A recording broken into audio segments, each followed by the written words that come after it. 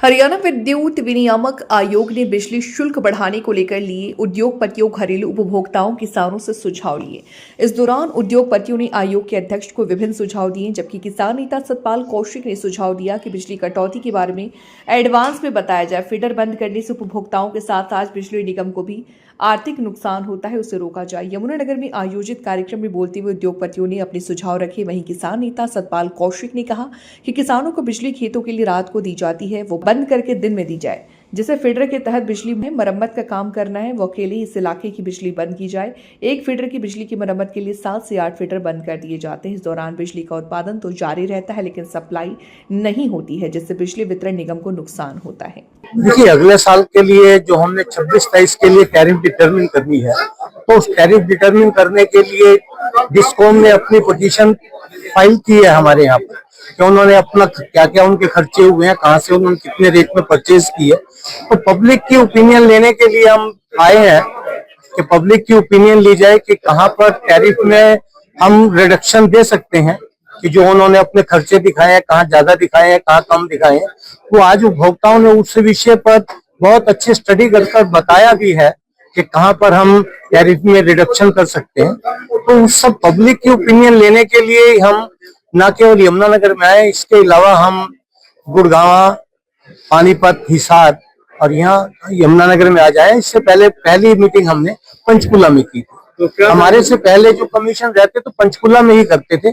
इस साल first time हमने किया है कि हम पब्लिक के बीच में जाकर पब्लिक की ओपिनियन, पब्लिक जो हियरिंग है पब्लिक के बीच में जाकर करेंगे। उसी निमित्त ये 5 जगह मीटिंग्स रखी गई है।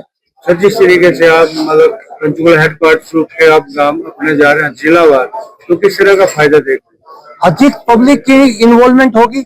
यदि हम पर्टिकुलर एक जगह रखेंगे तो पब्लिक कम आएगी, ज्यादा जगह रखेंगे तो पब्लिक में अवेयरनेस ज्यादा आएगी, पब्लिक उसको ज्यादा बढ़िया सुझाव देगा। जिन सुझावों के मद्देनजर रखकर हम अगले साल की टैरिफ डिटरमिनेशन कर पाएंगे।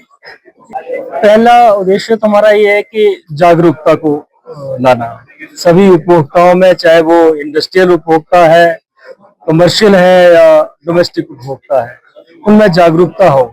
और दूसरा है कि एनुअल टैरिफ डिटर्मिनेशन हो रहा है, और टैरिफ डिटर्मिनेशन कैसे होता है और उसके ऊपर उनका क्या प्रभाव पड़ेगा उपभोक्ताओं के ऊपर, इसकी जानकारी भी उपभोक्ताओं को होनी चाहिए।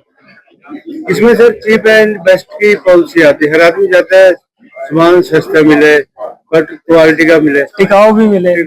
उसके लिए क्या प्रयास है सर? ये प्रयास है कि हमारा सिस्टम की स्ट्रेंथनिंग हो।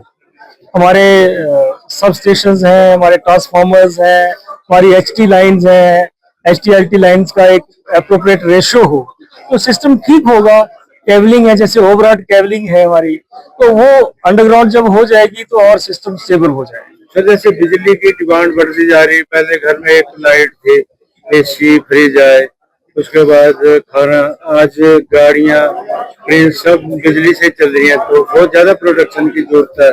तो कैसे पूरा करेंगे? बिल्कुल, उपभोक्ताओं का लाइफस्टाइल बढ़ रहा है, अर्बनाइजेशन हो रही है और बिजली की रिक्वायरमेंट बहुत ज्यादा है। इसका पूरा अध्ययन हुआ है, राष्ट्रीय स्तर के ऊपर हुआ है, प्रदेशों के लेवल पे भी हुआ है। उसी को ध्यान में रखते हुए एक रिसोर्स एडिक्वेसी प्लान पूरे देश में बनी है, हरियाणा की भी बनी है उसमें।